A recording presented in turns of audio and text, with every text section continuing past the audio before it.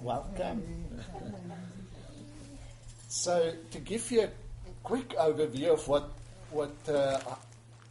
the whole theme is, and then we're going to delve into the real detail of it, is we're going to look at how our stories define us, and how, to a large extent, we have adopted this meta-narrative, this big story within the Christian faith, and often, we begin our stories by looking at Genesis, and I want to present to you today an alternative way of reading Genesis 1 to 3, an alternative way from just the historic kind of reading to try and see how Genesis applies to you. Maybe Genesis is the story of every person.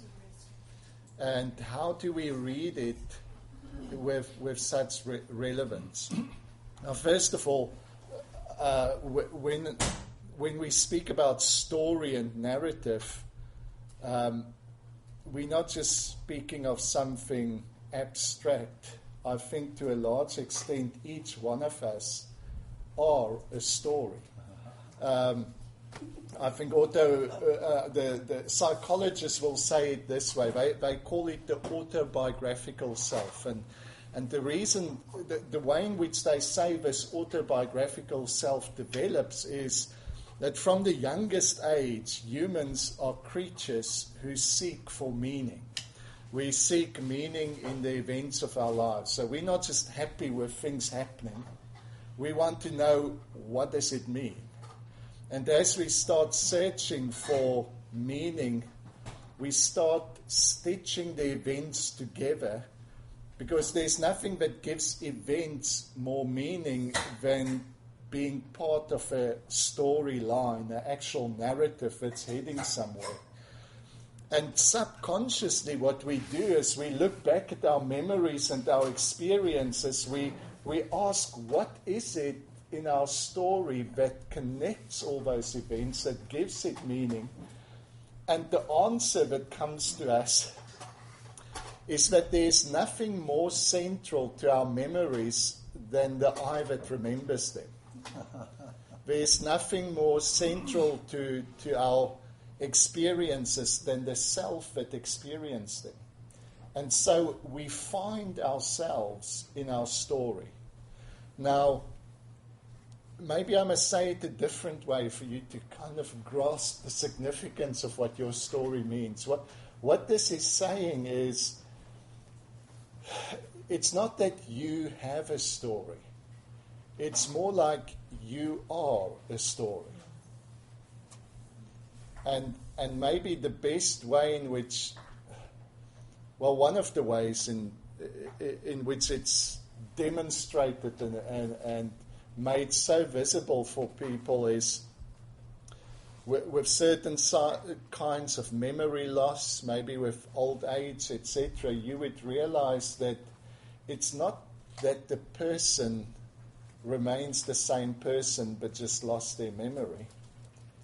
It's almost like the person is lost in losing the memories. And so very often the family members would sit with that person and try and help them remember certain events, and it's in the remembering that the person returns, that the I returns, and there's again a connection. So in a very, very deep and real way, you are a story. And there might be a period in our lives where we allow circumstances and experiences to teach us, and we're just receptive for every new experience. But it seems like in everybody's life there comes a time where we change the teacher-student hierarchy. We've now made up our mind about who we are, how this world works, who God is. And from that moment onwards, we teach experiences what they mean. And that's why you can find two people present at the very same event, but their experience of the event is very different. Why? Because we all deconstruct the events that happens, we deconstruct the information, and then we reconstruct it to confirm what we already believe about ourselves and our world. And so to change somebody's mind is almost impossible, because people have got this uncanny ability to interpret events in a way that proves that they are right. Have you ever noticed how right you are? And so, when we find ourselves in our stories, we then begin to find our security in being right about our story. And being right about our story is the way in which we protect that self that has been constructed by that story. So I want to be right. And so we don't deal with contradiction well, because contradiction doesn't just contradict facts, it contradicts me. Yeah. Now, one of the things that we've done in trying to find a context to our narrative and to our story, and this is going to get into the real exciting, meaty stuff of interpreting Genesis today, is we have placed our stories in the context of the big Christian narrative, the big gospel story, which if you grew up in a community of faith, basically what that meant is we somehow all began, our story begins in a perfect paradise. Our story begins in a place where there was nothing wrong, everything perfect, no death, but somehow the two people that was entrusted with that perfection messed up, and a lot of mess ensued, and mainly much of what we are facing today in terms of world problems, etc., we can explain in the Christian narrative to say, oh, yes, it's Adam and Eve. Boy, did they mess up. And then in that narrative, we also imagine a perfect end. Now, obviously, I do it much more crudely and much more simply now, but can you identify that story? That kind of way of thinking that we began somewhere perfect and hopefully we're heading somewhere perfect. And what does that leave us with? We've got to kind of just make the most of where we are at now. Because that kind of meta-narrative, what are the implications? Firstly, it leaves you with a sense of loss. We are not where we're supposed to be. We are not what we are supposed to be. It's that sense of inadequacy, sense of lack of being, sense of loss. That's one thing this story suggests. And even the current moment is even further reduced in value by saying, this is not where we want to be or should be. There is this perfection that we want to again attain. So today I want to present a complete alternative to that understanding of the gospel, of the Genesis narrative. And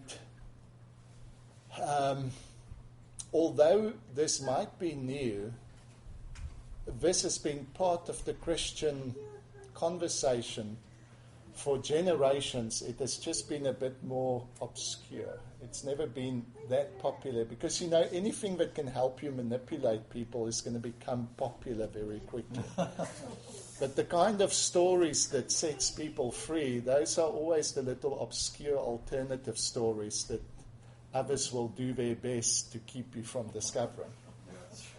Because if we no longer have that handle of fear or manipulation, I mean, who the heck knows what you're going to do?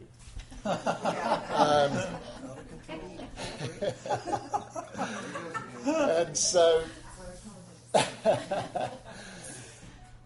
So let me start in Genesis 1, verse 1 and 2, and we're going to hopefully get all the way through to Genesis 3 and then connect that to John 1. But Genesis 1, verse 1, we know that verse is saying, in the beginning, God created the heavens and the earth. And I don't know about you, but when I hear that verse, I often saw the Big Bang, these galaxies swung into existence and planets and stars and everything. But then when you start actually studying the text and considering who wrote it and who it was written to, and what did they understand when they read that verse, you very quickly understand that the people who wrote it and read it first had no concept of galaxies or even of a planet. So whatever they saw, it wasn't planets and galaxies and things flung into existence. And so Rishi, I think he was a French interpreter of the scriptures in the 10th, 11th century. He already started suggesting a different translation of that verse, which was much more in keeping with the original, and he translated it this way.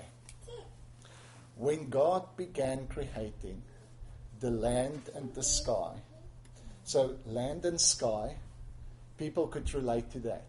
Who read it? Okay, this God who began all of what we see, the land and the sky. When God began creating, and this is an important thing as well, not in the beginning God created, because when we read it that way, we think Genesis 1 verse 1 is the first act of creation. But Rishi suggests that actually throughout scriptures we know that God's method of creation is through this word, through this speech, through this calling forth. And so Genesis 1 verse 1 is not the first act of creation, but the announcement of the subject that we'll be dealing with. We're dealing with the creation story. Mary Ann or somebody, can you? Thank you. Thank you. And so, thank you, my darling.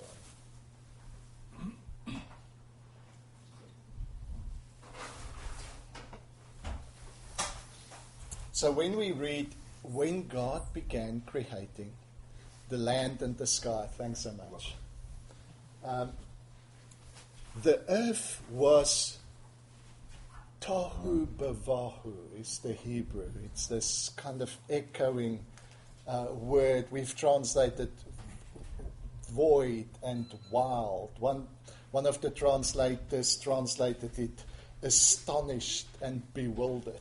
It's this picture of a chaotic, unformed substance with which God begins the process of creation.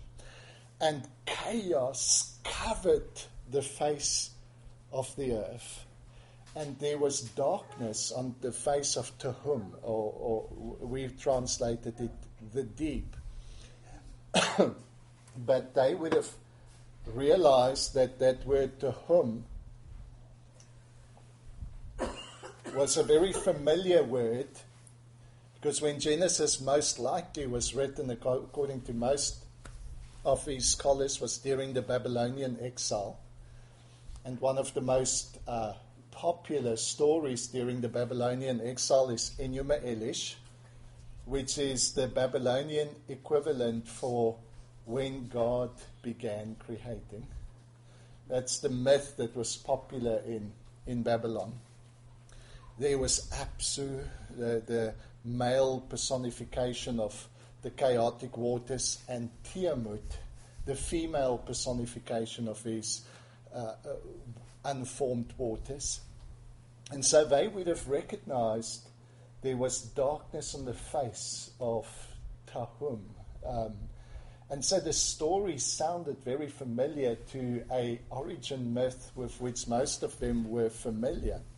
I'm not going to go into all that myth suggested, but I do see how the scriptures was in conversation with popular ideas and mythologies that was known in its time. What is interesting in the other myths is that chaos is very often seen as evil. And I guess we are very familiar with that symbolism even in our Christian way of thinking. Chaos is evil. And what's also interesting is that the chaotic sea monster is often female. Okay, in these myths. Yes.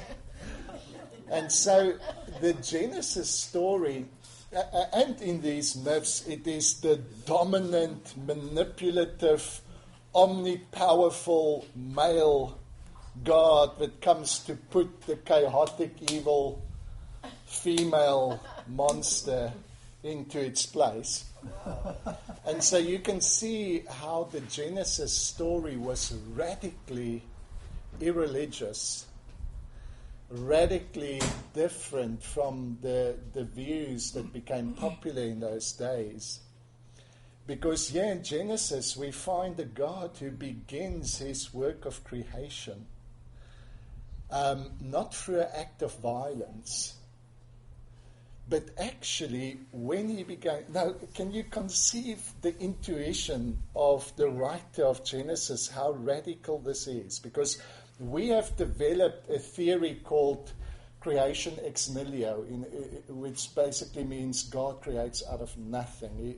And the whole motivation for that doctrine was we want God to be the absolute beginning, the absolute origin, the absolute power over everything. And therefore, there is nothing before God begins this work of creation. Now, Rishi made this heretical suggestion, but it became part of the Christian conversation, that when God began creating, there was already something else called chaos. In fact, today we can maybe look at some of the modern theories on quantum physics, or the conditions that was prevalent before the Big Bang, and you would hear scientists use terms such as the field of infinite possibilities. See, that is what chaos is. Mm-hmm. It is unformed because any form is still possible. It's this field of infinite possibilities. And what's beautiful about this way of interpreting it is it suggests that God begins his creative work with the chaos that is already present. Now, why is this so beautiful? Because this makes it so relevant to your life. Because your life did not begin in the perfection of order. Each one of us began in the chaos of not knowing what we are, who we are, where we're heading, who God is, what life means, what's happening. And it's in the midst of that chaos that the Spirit of God starts hovering. One translation says vibrating. It's this creative influence by which God calls forth certain possibilities out of this infinite field of possibilities. And then the first act of creation happens in Genesis 1 verse 3. Now again, the way in which we understood when God spoke in verse 3 is coming out of the same tradition where we wanted an all-powerful, omnipotent, dominant God who just commands and it happens out of nothing. We looked at verse 3 as this command of light be, and light was. But if we follow the narrative, it actually speaks of a God who starts influencing the chaos that is.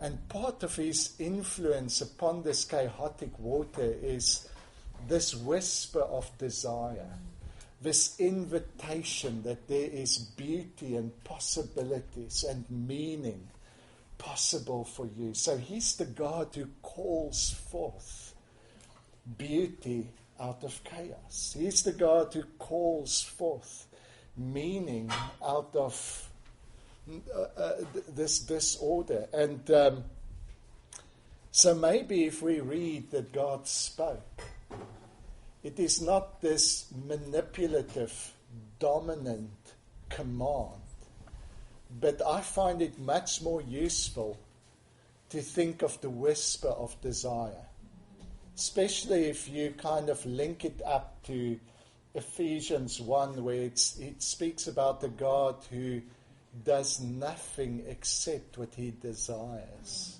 You know, this God who calls forth, who acts out of this place of desire. He calls things forth.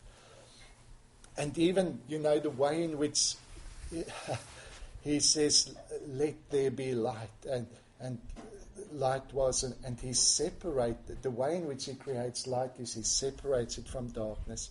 The first 3 days he creates these new spaces. A place for light to dwell, a place for darkness to dwell. He creates the heavens and the earth, the dry land and the sea. And then in the next 3 days he fills it. But have you ever noticed the way in which God creates? He doesn't create as this separate entity who goes and makes perfect fish within a heavenly laboratory and then just comes and dumps them into the earth. But rather, this God is so intertwined with his creation that he invites his creation to participate with him in this creative act. And so God speaks to the sea, and he says, now remember the sea, the symbol of chaotic potentiality, of chaotic waters. He speaks to this chaotic waters and he says, bring forth teeming creatures, bring forth life. And the sea brought forth. Wow. In other words, you I see this whole picture of the way in which God creates in your life. That God is not the one who just wants to enter your life, command you what road to walk, what path to follow, slap you into order whenever you miss it. But God is the one that just gently vibrates over the chaos of your existence.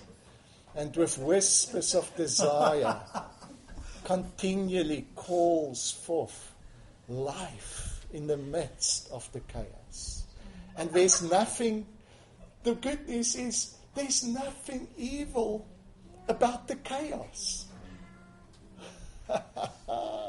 I so enjoyed what Steve told us. You know, the first time we came here to Austin, probably 4 or 5 years ago,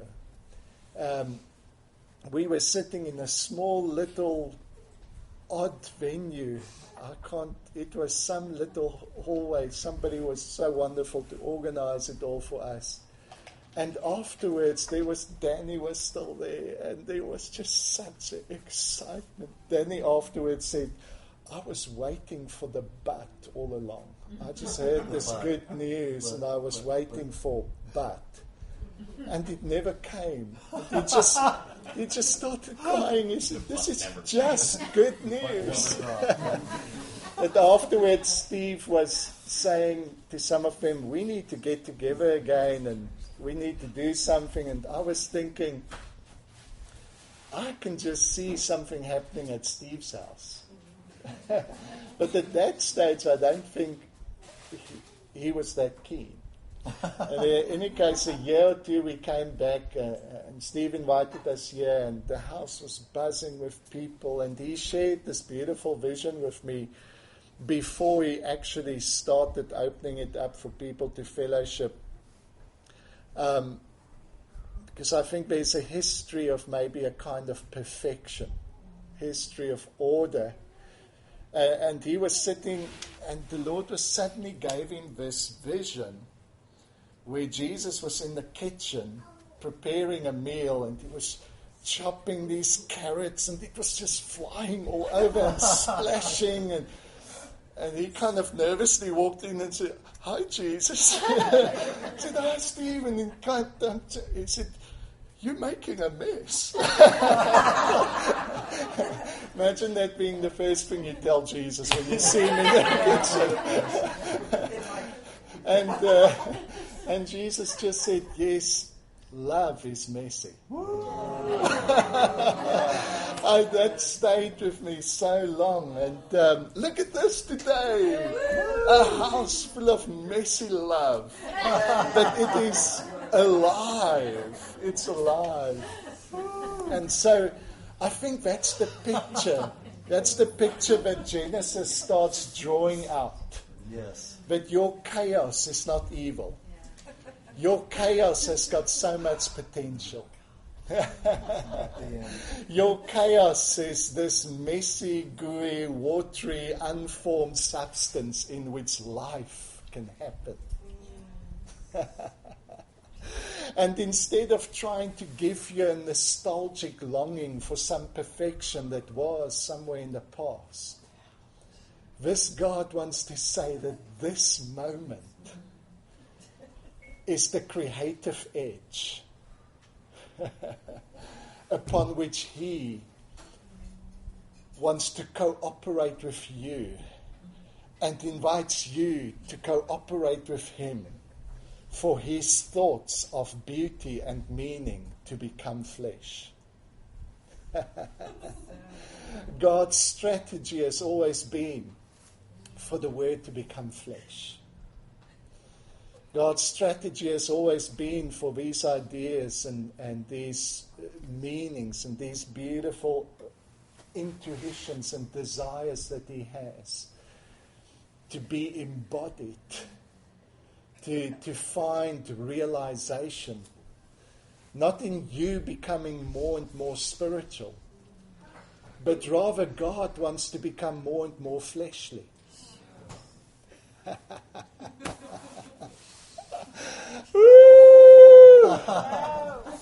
In Jesus, we don't meet the man who just draws us into a utterly worldly realm, but we meet the God who descends into your humanity. And you know what's so beautiful about that? We did that safari with Francois, and then Kelly was with us last year. Did you witness that kill of those 7 lions and the buffalo? 13. Man, 13. it was amazing. 13 lions killed. Yes, we saw the whole thing of the lioness stalking, taking off and chasing this buffalo into the troop, and they just descended and devoured it. So is it possible? Is it possible for a buffalo? We must first relive the story. But so my question based on that, Kelly, is it possible for a buffalo to become a lion? Well, yes, but it's going to be devoured in the process. It's just going to be totally consumed. But that is kind of a picture of incarnation. These lions just devour this. Now, what Jesus comes to show us is an act of incarnation, and the greatest mystery and beauty of this incarnation is that in the process of God becoming man, He does not consume you. He does not devour you. But He makes you more fully you than what you've ever been. that it is in you that God invests himself. So in Philippians 3, but before I get there, let's go back to Genesis, because I need to set this up a bit better. So we go through the whole beautiful picture of Genesis. The big storyline that I want to kind of give an alternative to is, instead of this mindset that there was a perfect beginning and there will be a perfect beginning, I think the Genesis story can be interpreted in a way to say, before God even began creating, there was chaos. And God begins with the chaos that is. And there's nothing evil about the chaos. And this makes the story immediately relevant to your life. That forget about trying to interpret where you came from and where you're going. Realize that this moment is God's opportunity to call forth beauty and possibility and meaning in your existence, right here, right now. And then we go, one of the questions they obviously asked as well in those days is, if everything God does is good, then why the heck is there so much evil in the world? And this is where Genesis 3 starts addressing and trying to give a possible answer. And we start this story by it mentioning humanity's most primordial fear, our fear of death. And this fear of death, so the whole scene is set, that suddenly this paradise, this existence of God being involved in my life, suddenly a fear is introduced to that environment. And in this environment of fear, a whispering voice suggests that you are not what you're supposed to be. In other words, when the serpent says, did God say you should not eat? Yes, he said we shouldn't even touch. But God knows that you won't die. You will become like him. But what is suggested in that whisper that says, you will become like him? What is suggested is that what you are is not what you really want to be. It's something about it is inadequate. Something about it is insufficient. And when the suggestion is made that you are inadequate, you are insufficient, then every fruit becomes this promise of attaining greater being. And we grasp after every fruit. And that is often why, and advertising understands this so well, because they present us the best car, the most beautiful house, the most wonderful holiday. But that's not really the things that get us interested. It's the handsome young man or lady that represents everything you wish you were. But because you can't just be them, the next thing you can have is at least you can have what they have. What people seek is being. But if I can't find the being, at least I can have what those with being has. And so in a way, this is how we can interpret Genesis 3 as well as our own story, instead of a historical story. That in every person's life, in every person's upbringing and growing up, there's a moment in which a suggestion is made that you are not enough. That you are not what you're supposed to be. That God is withholding. And the moment we kind of accept that sense of inadequacy, that is your own personal fall. That is the moment in which you start grasping after stuff and being that will only give birth to rivalry.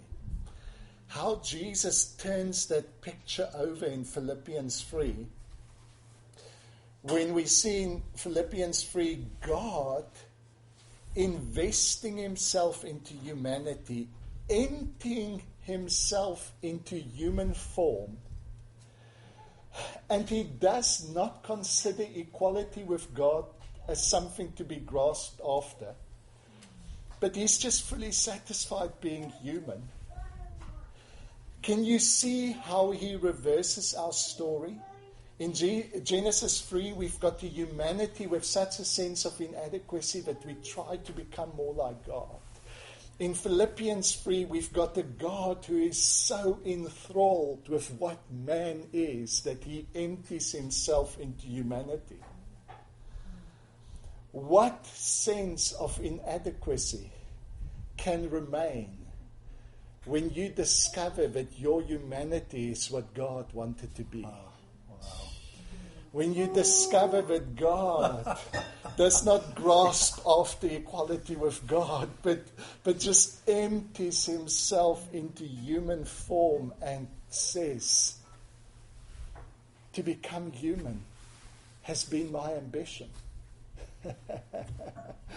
All along, for the Word to become flesh has been God's strategy all along, to intertwine and vibrate over the chaos of your existence.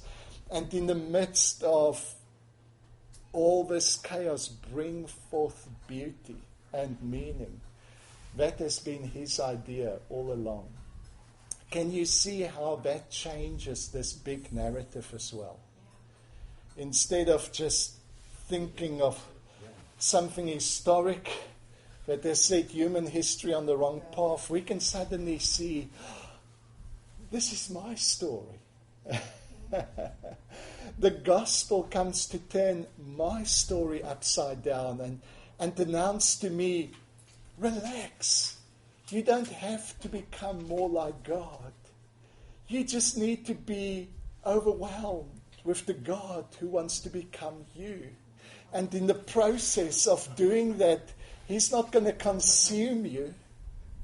In the process of this Word becoming flesh, he's going to release you to be fully and truly yourself. And you become part of this incredible, beautiful moment in which all things are possible. That's exciting. So we kind of started this afternoon with just trying to redress how our story began and where we are now. What I want to do this evening is maybe look more into the future, how the story unfolds, where it's going. But right now, I think it's a good time to just open it up to